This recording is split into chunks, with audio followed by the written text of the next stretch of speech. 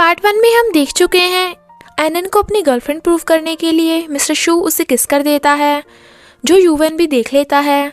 आगे हम देखेंगे। आई सजेस्ट पार्ट 2 से पहले पार्ट 1 भी देख लीजिए, जिसका लिंक आपको ऊपर आई बटन पर मिल जाएगा।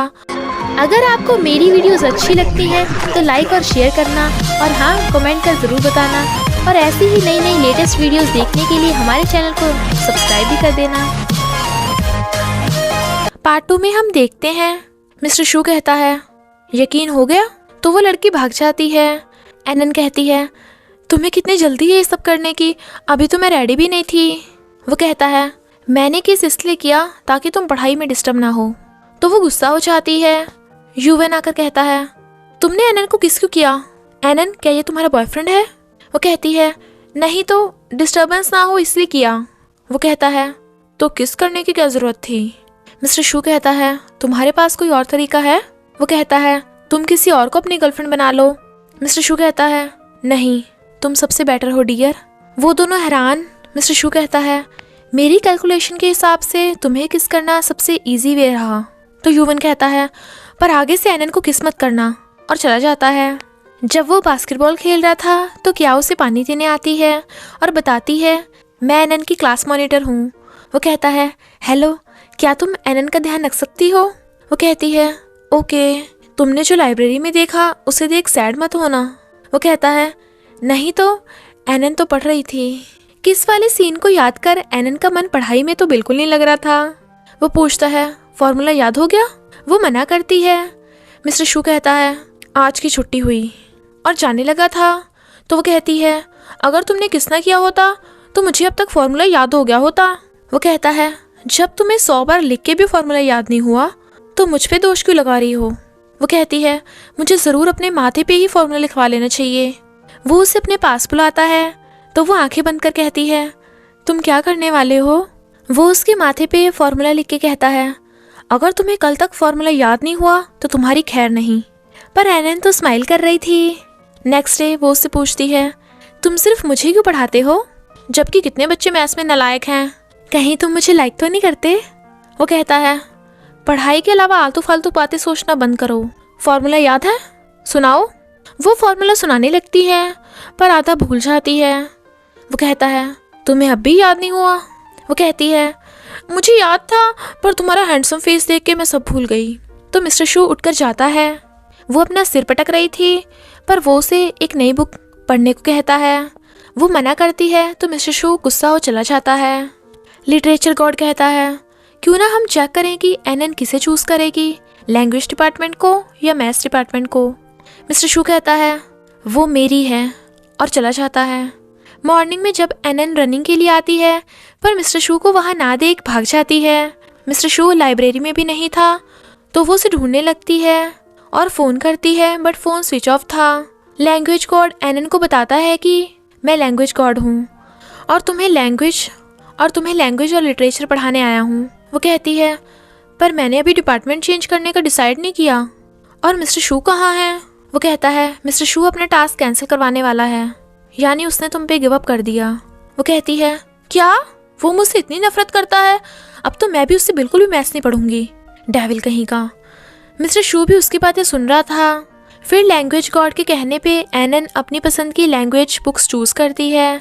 तो वो कहती है, लैंग्वेज गॉड तो कितना अच्छा है, और एक वो है डेविल, और रोमांस नॉवल पढ़ने लगती है।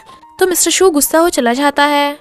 लैंग्वेज गॉड उसे बीच पे लाया था जहाँ वो लैंग्वेज की बातें करते हैं। तो वो कहता है, हम कल को भी लैंग्वेज पढ़ेंगे। मिस्टर शू के बारे में याद आते ही वो मना कर भाग जाती है। लैंग्वेज गॉड कहता है, तुमने उस लड़की पे ऐसा कौन सा जादू कर दिया?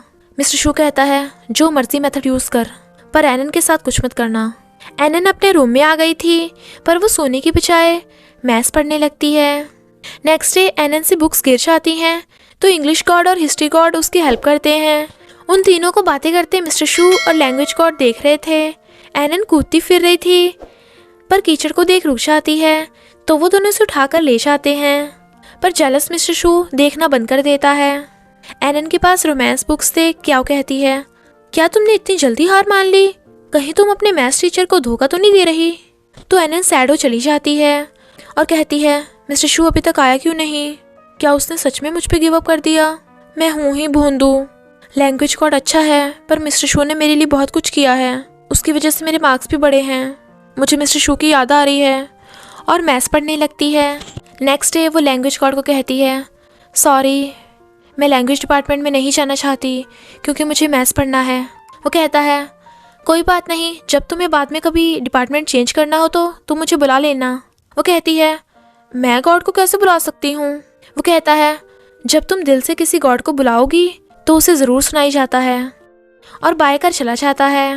मिस्टर शू को एनन की आवाज़ सुनाई दे रही थी क्योंकि वो उसे बुला रही थी, बट वो नहीं चाहता। एनन की रूममेट हॉलीडेज़ पे घर जा रही थी, पर एनन वहीं पे रुककर मैथ्स पढ़ती है और गॉड से प्रे करती है कि वो मिस्टर शू को उसके पास वापस भेज दे। पर मिस्टर शू उसे छुपकर देख रहा था।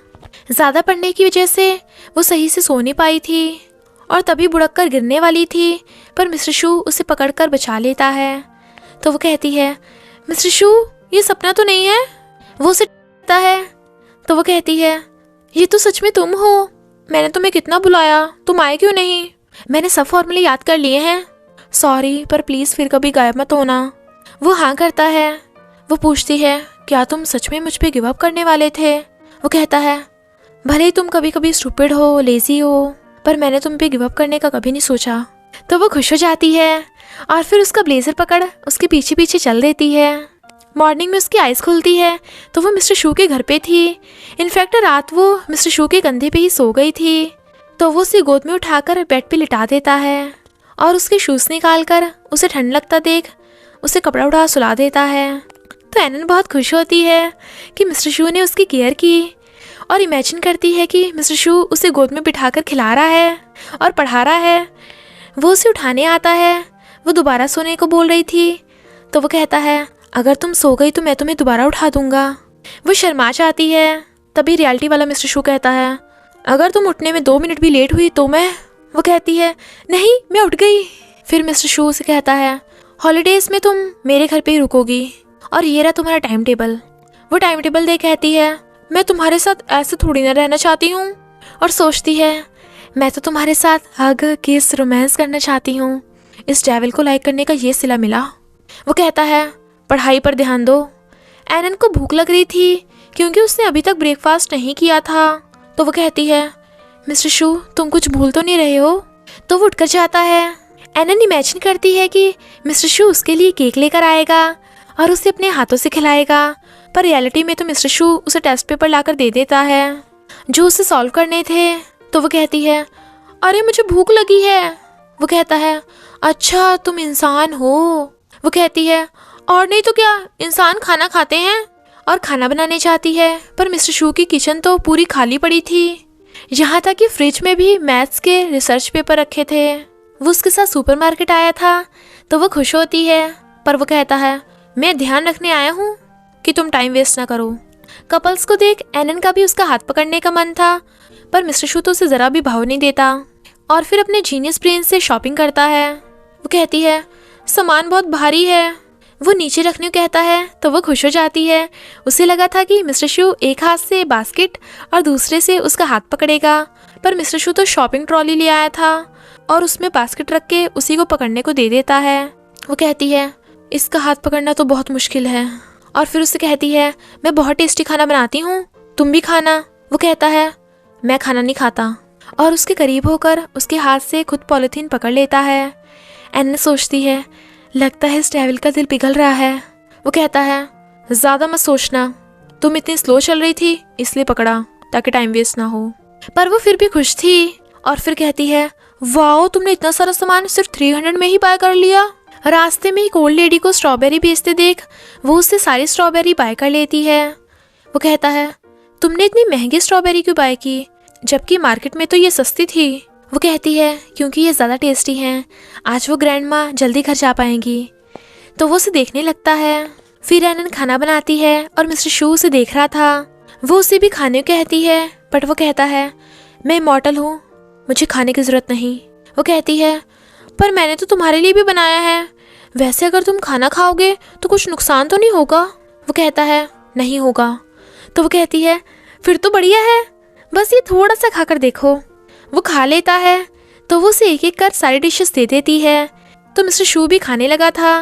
वो कहती है, टेस्टी लगा ना, ज़रा ज़ोर से बताओ। वो कहता है, इतना भी बकवास नहीं था। पर फिर सारा खाना खा जाता है। वो बर्तन धोने जाने वाली थी, पर वो कहता है, मैं धो लूँगा, तुम जाकर पढ़ाई करो। तो एनन उसके मना करने के बाद भी उसे एप्रन पहनाने लगी थी, पर गलती से उसके ऊपर गिर जाती है। दोनों एक दूसरे के करीब होने से काफ़ी नर्वस थे। और इसी के साथ पार्ट 2 का एंड हो जाता है। बस थोड़ा सा इंतज़ार करना, फिर मिलेंगे नेक्स्ट पार्ट में।